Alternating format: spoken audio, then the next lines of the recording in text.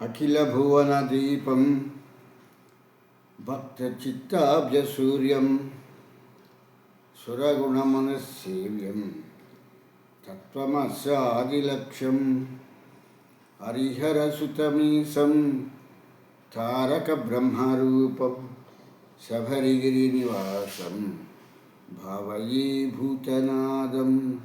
స్వామియే శరణమయ్యప్ప. ప్రేమైన ఆత్మబంధువులారా, ఈరోజు గురు పౌర్ణిమ. మా ఆత్మీయులందరికీ కూడా గురు పౌర్ణిమ శుభాకాంక్షల్ని తెలియపరుస్తూ, నన్ను అనుసరిస్తున్నటువంటి వాళ్ళందరికీ కూడా నా గురుదేవులైనటువంటి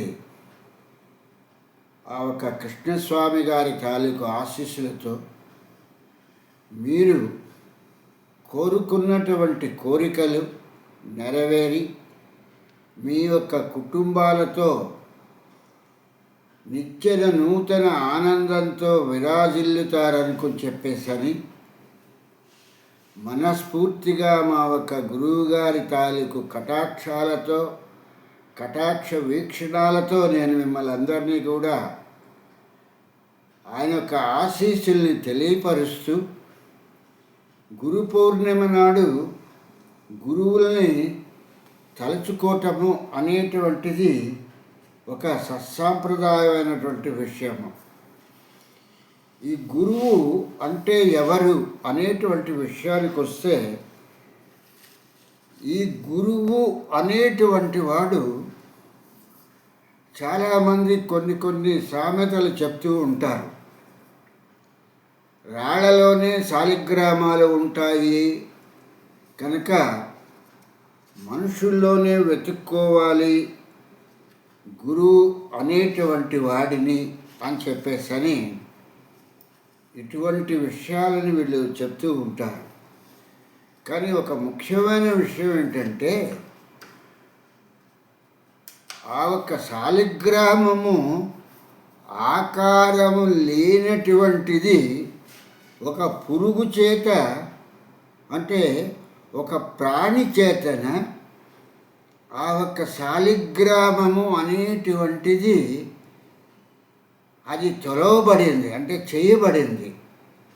ఒక సుదర్శనము అని చెప్పేటువంటిది ఏదైతే ఉందో, ఆ ఒక్క పురుగు ఆ రాతి లోపలికి ప్రవేశించి అది అలా తిరగటం మూలంగా ఒక చక్రంలాగా ఏర్పడుతోంది. ఆ ఏర్పడినటువంటి చక్రాన్ని చూసి మనలాంటి వాళ్ళం ఏమంటున్నామంటే ఇది సుదర్శన చక్రము అంటున్నాము. అలాంటి ప్రాణి ఆ ఒక రాయి అనేటువంటిది దానిలోకి ప్రవేశించి అది రకరకాల భంగిమలలో తిరుగుతూ ఆ రాయిని అది ఒక విధంగా మలల్చుతూ ఉంటే నరసింహం అంటాము, లేకపోతే ఇంకా ఏవేవో పేర్లతో అన్నట్టుగా పిలుస్తూ ఉంటాము. ఇది మన అజ్ఞానాంధకారానికి తొలిమెట్టు అనేటువంటి విషయాన్ని ఇక్కడ మనం గ్రహించవలసిన విషయము.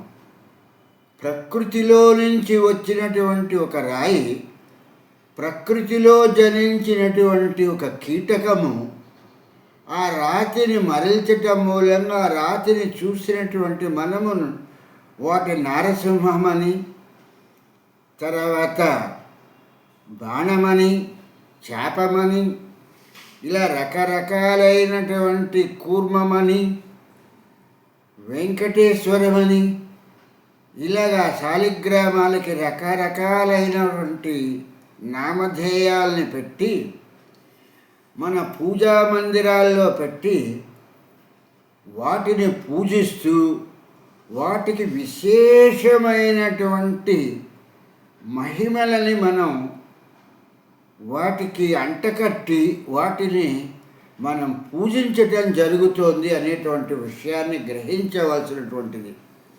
సర్వసాధారణమైన విషయం ఏంటంటే, ఈ యొక్క శాలిగ్రామాలు గండకీ నది అనేటువంటి ఆ ఒక స్థలంలో దొరుకుతాయి.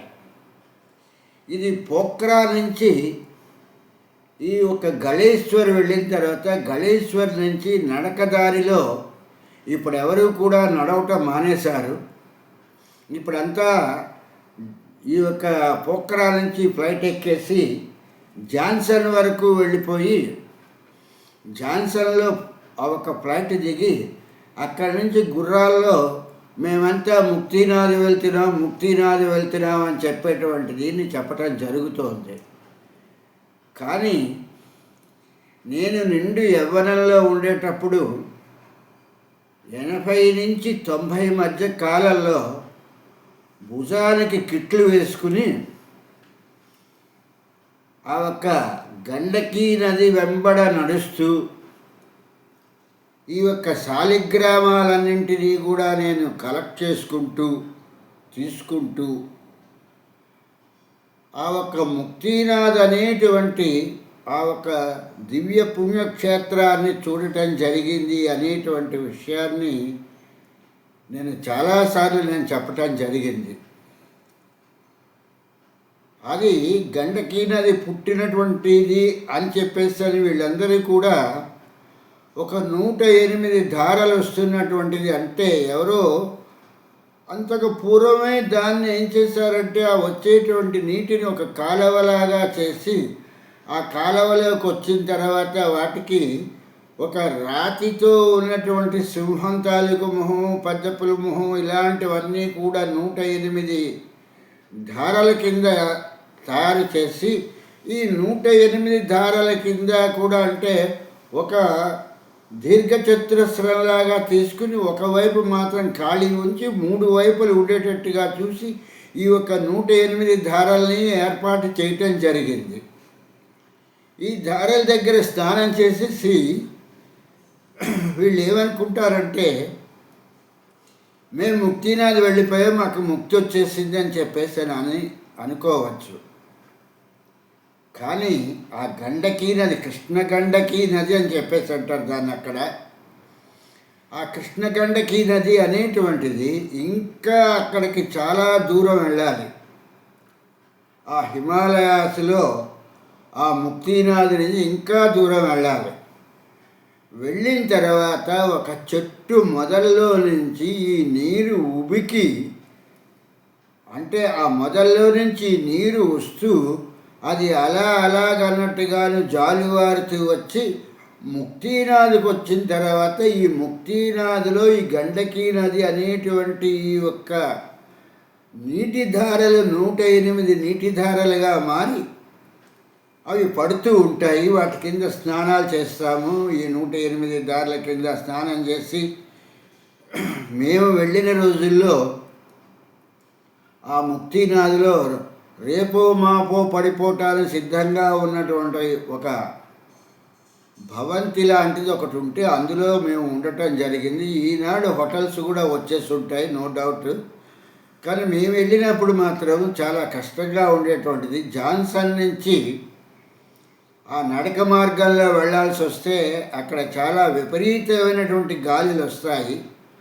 ఆ గాలిల్లో నుంచి తప్పుకుని వెళ్ళాలంటే కూర్చుని నడుచుకుంటూ వెళ్ళాలి, దానికి ఒక సర్టన్ టైం అంటూ ఉన్నది అనేటువంటి ఆ ఒక కాలంలో మేము చేసినటువంటి పని.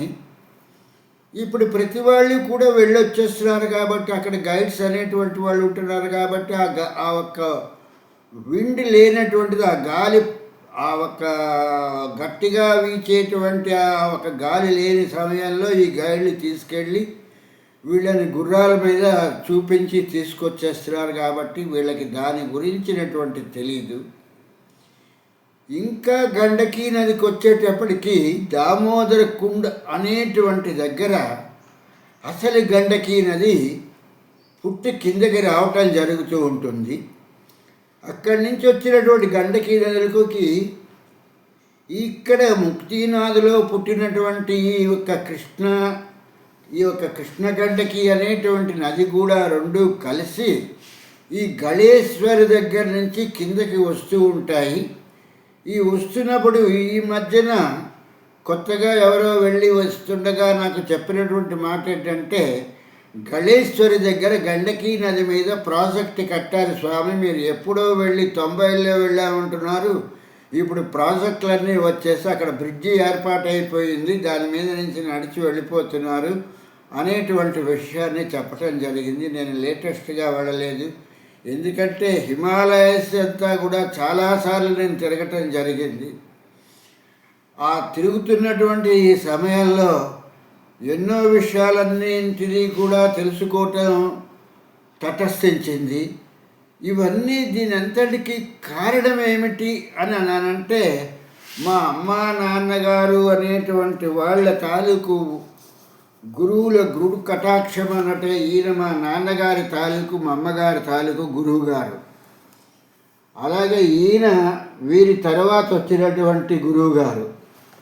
ఇలాగా ఆ ఒక్క గురువుల తాలూకు గురు కటాక్షంతో ఇది మా మేనమామ గారు అయినటువంటి మానికొండ వెంకటేశ్వరరావు గారు అని చెప్పేసని వీరు కూడా గురుస్థానంలో ఉన్నటువంటి వారు. ఇటువంటి వీరందరి తాలూకు గురు కటాక్ష దీవెనలతో అటువంటి హిమాలయాల్లో తిరగటము అనేటువంటి విషయాన్ని చేశాను అనేటువంటిది ఇదేదో నేను నలుగురికి చెప్పుకోవటం గురించి అది కాకుండా ఎప్పుడు కూడా నేను మామూలుగా ముక్తినాథ్ వెళ్ళానన్నాను, కానీ హిమాలయాస్లోను వింధ్య పర్వతాల్లోనూ నేను తిరిగినటువంటి వాటి గురించి ఏనాడు కూడా నేను ఎవరికీ చెప్పలేదు. ఇవి చెప్పవలసినటువంటి అవసరం కూడా లేదు, ఎందుకంటే ఇది నా స్వానుభవము, నేను నేర్చుకుందాము.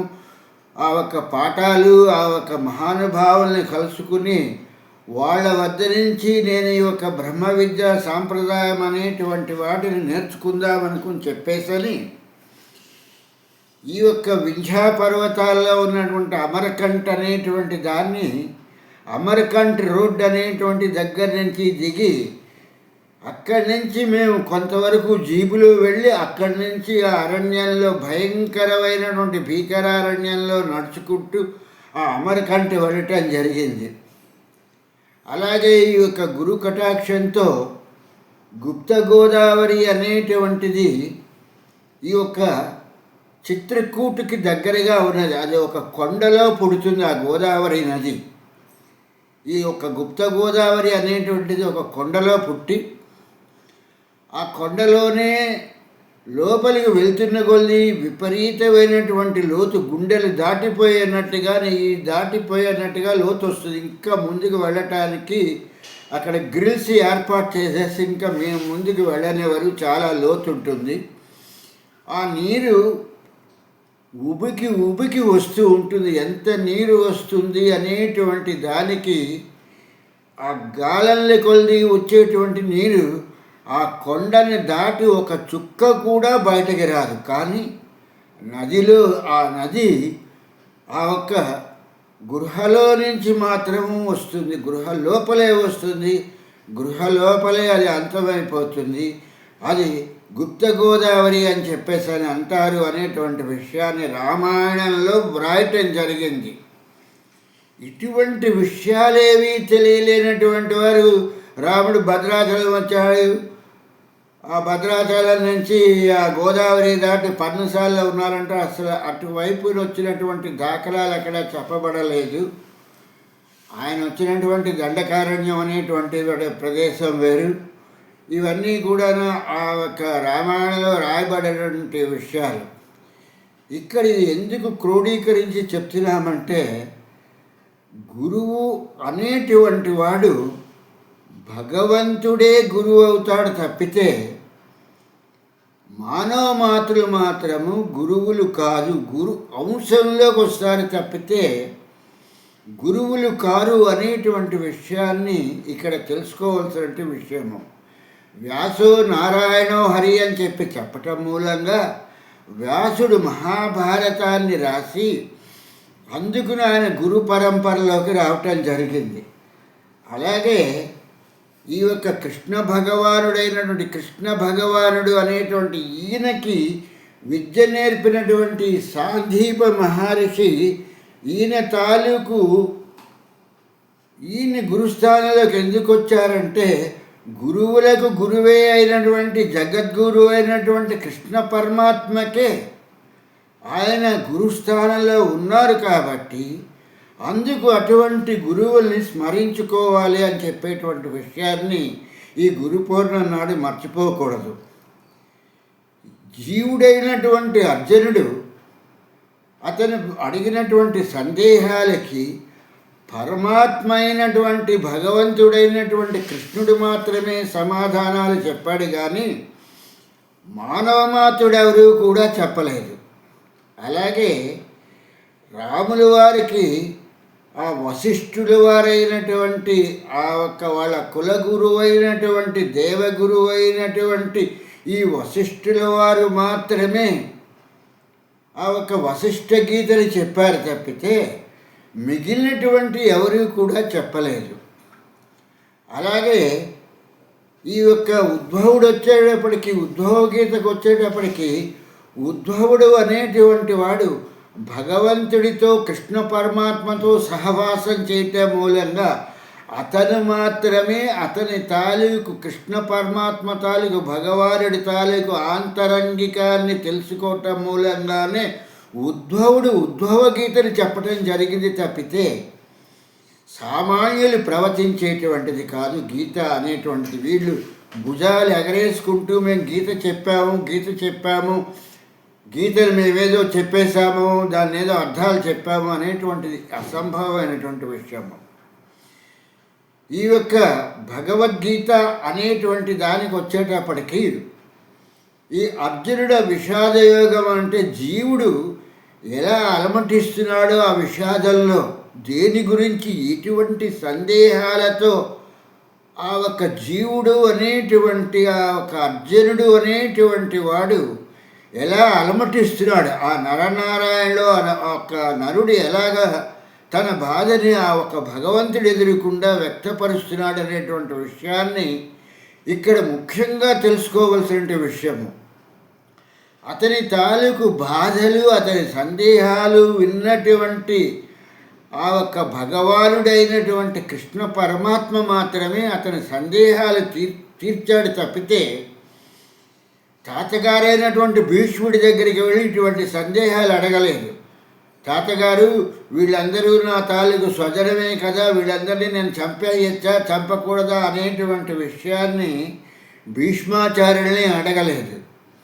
గురు పరంపరలో ఉన్నటువంటి ద్రోణాచార్యుల వారిని కూడా అర్జునుడు వెళ్ళి యుద్ధరంగంలో వీళ్ళందరినీ చంపేయటం ధర్మం అంటారా అనేటువంటి విషయాన్ని ఈ యొక్క అర్జునుడు అనేటువంటి జీవుడు వెళ్ళి గురు పరంపరగా ఉన్నటువంటి ద్రోణాచార్యుల వారిని కూడా అడగలేదు. ఎందుకంటే ద్రోణాచార్యుల వారి తాలూకు గురు పరంపర అంతా కూడా అరణ్యంలో నుంచి వాళ్ళు అరణ్యంలో ఆత్మతత్వ బోధన గురించి నేర్చుకున్నటువంటి వాళ్ళు తప్పితే ఒక్క ద్రోణాచార్యులు మినహా మిగిలిన ఎవరూ కూడా రాజాశ్రయాల్ని పొందినటువంటి వాళ్ళు కాదు.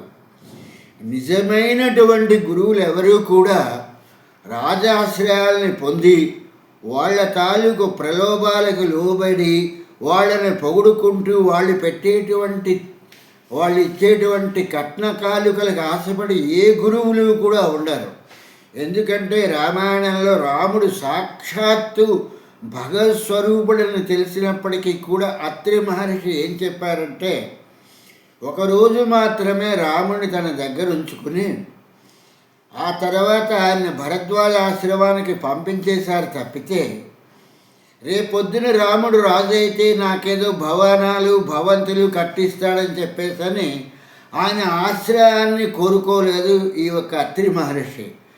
ఆ యొక్క అరణ్యంలో దొరికేటువంటి కందమూల ఫలాలను తింటూ అది ఎవరికీ చెందినటువంటి ఆ యొక్క ప్రకృతికి సంబంధించినటువంటి స్థలం కాబట్టి అక్కడ మాత్రమే వీళ్ళ తాలూకు పర్ణశాలలను అంటే వీళ్ళ తాలూకు ఆశ్రమాలను పెట్టుకుని ఉన్నారు తప్పితే ఏ రాజును ఆశ్రయించి వాడు పంపించేటువంటి సంభారాలను తీసుకుంటూ ఆ రాజుల్ని పొగుడుకుంటూ ఆ అధికారాలని పొగుడుకుంటూ కూర్చునేటువంటి పరిస్థితిలో గురువు అనేటువంటి వాడు ఉండడు అనేటువంటి విషయాన్ని గ్రహించవలసినటువంటి ముఖ్యమైనటువంటి విషయము.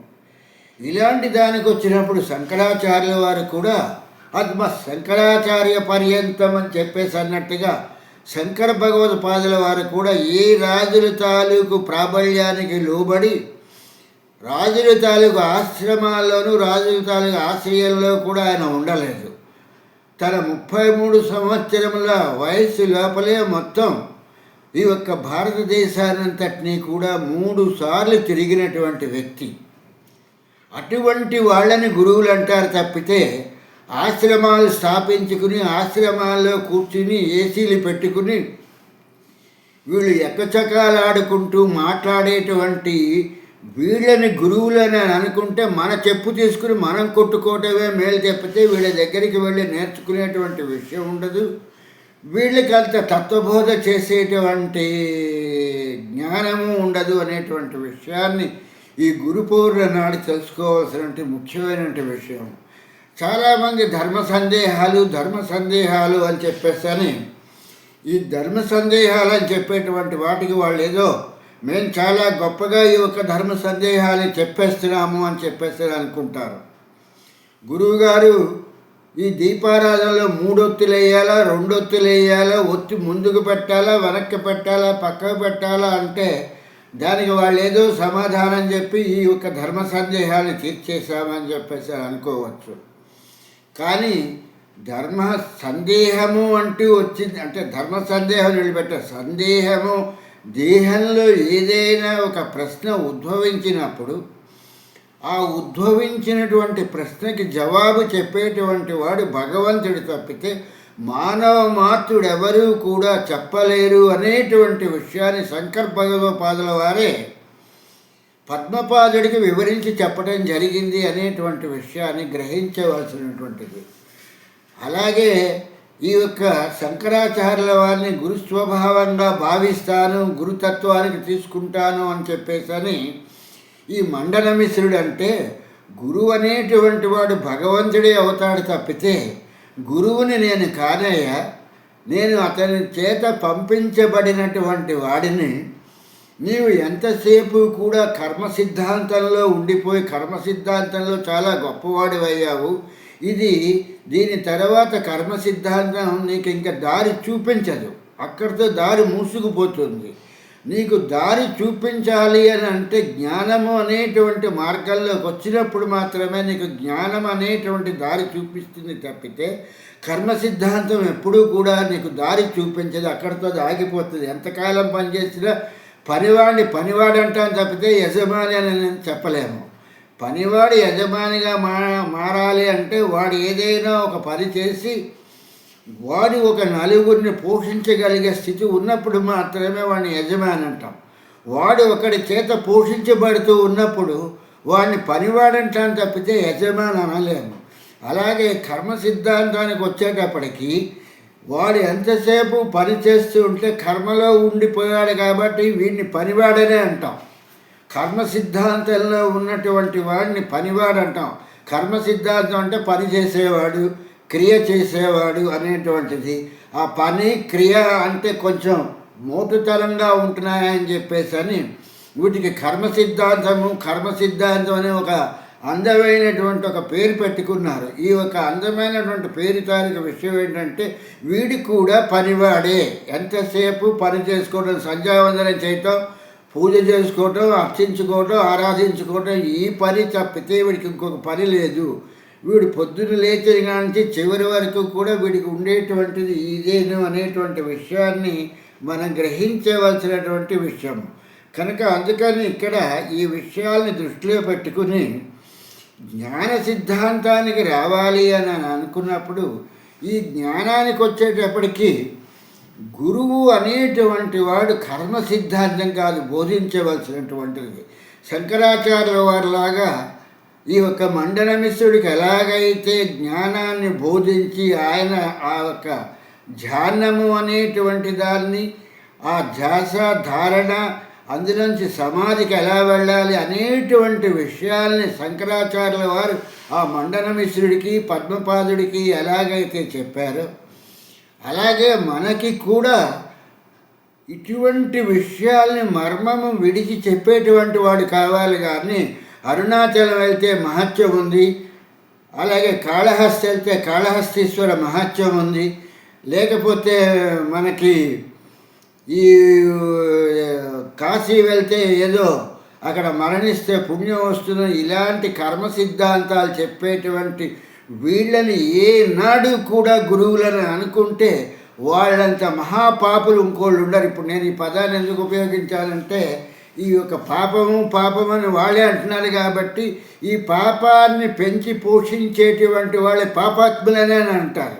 కనుక అందుకని అటువంటి పాపుల దగ్గర నుంచి నేర్చుకున్నటువంటి వాడు పాపాత్ముడే అవుతాడు తప్పితే వీడు పుణ్యాత్ముడు కానే కాడు.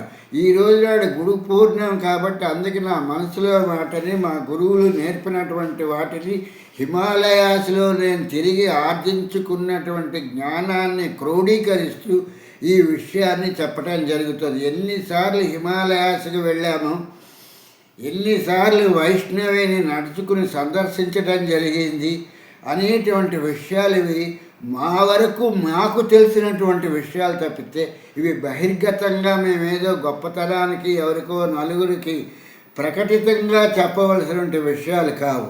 కానీ ఇక్కడ ఈ యొక్క దూర్జటి మహాకవి ఒక చక్కని పద్యాన్ని చెప్పడం జరుగుతున్నటువంటిది అన్నమాట. చదువులు నేర్చిన పండితాధములు, ఇక్కడ చాలా జాగ్రత్తగా గమనించాలి. ఇది దూర్జటి మహాకవి రాసినటువంటి అందమైనటువంటి పద్యము. చదువులు నేర్చిన పండితాధములు అన్నాడు. పండితులైనటువంటి వెధవలు అని చెప్పేసని చాలా డైరెక్ట్గా చెప్పేసాను. ఇటువంటి మూర్ఖులు ఇంకోళ్ళు ఉండరు అని చెప్పేసాను. చదువులు నేర్చిన పండితాధములు స్వేచ్ఛా భాషల క్రీడలన్ వడరన్ సంశయ భీకరాటవుల ద్రోవల్ దిప్పి వర్తింపగా మదన క్రోధి కిరాతులందు గని భీమ ప్రౌఢునే దాకినన్ జందరు జిత్తము చిత్తగింప దగవే శ్రీకాళహస్తీశ్వర అని చెప్పేసని ఈ యొక్క పద్యాన్ని చెప్పడం జరిగింది. చదువుకున్నామన్నటువంటి గర్వంతోనూ మాకేదో తెలుసు మేము చెప్పేటువంటిదే సత్యం అనుకుని చెప్పేటువంటి వీళ్ళని ఆయన ఒకే ఒక మాటలో చెప్పేశాడు. చదువులు నేర్చిన పండితారధములు అని చెప్పేటువంటి వీళ్ళంతా అధమ వెధవులు ఇంకోళ్ళు ఉండరు అని చెప్పడం జరిగింది. కాళహస్తీశ్వర వేదశాస్త్రాలను అభ్యసించామని చెప్పేసి అనుకునేటువంటి పండితులకి ఈ గర్వం ఉంటుంది.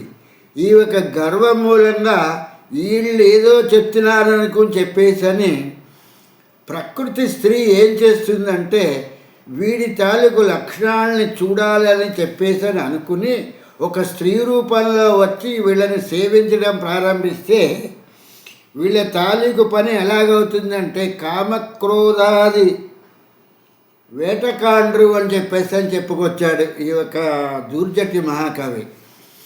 ఈ యొక్క స్త్రీలు అనేటువంటి వాళ్ళు వీళ్ళేదో గొప్పగా చెప్పేస్తారు, వీళ్ళే గురువులు అని చెప్పేస్తే వీళ్ళ చుట్టూ చేరటం మూలంగా వీళ్ళ తాలూకు చదువులు ఎక్కడికి తీసుకెళ్తాయంటే ఈ కామక్రోధము అనేటువంటివి వీటికి వేటకాండ్ర మధ్యలోకి తీసుకొచ్చి వాడిని అతపాతాళానికి తొక్కేస్తుంది అనేటువంటి విషయాన్ని ఈ యొక్క దూర్జటి మహాకవి ఈ యొక్క పద్యంలో చెప్పటం జరిగింది. చదువులు నేర్చిన పండితారాధములు స్వేచ్ఛాభాషణ క్రీడన్ వదరన్ సంశయ భీకరాటవుల ద్రోవల్ దప్పి వర్తింపగా మదన క్రోధ కిరాతులందు గని భీమ ప్రౌఢనే దాకినన్ జందరు జిత్తము చిత్తగింప గదవే శ్రీకాళహస్తీశ్వర. ఇటువంటి వాళ్ళని నమ్ముకుని చిత్తంలో పిచ్చి పిచ్చి వేషాలు వేసేటువంటి వాళ్ళు వీళ్ళు గురువులు కాదయ్యా. ఈ యొక్క వీళ్ళందరినీ ఏదో ఆకర్షించేశాను, నాకు స్త్రీ పురుష భేదం లేదంటే స్త్రీ పురుష భేదం లేదు అనేటువంటిది నిజంగా వస్తే నీకు ప్రకృతే గురువు అవుతుంది.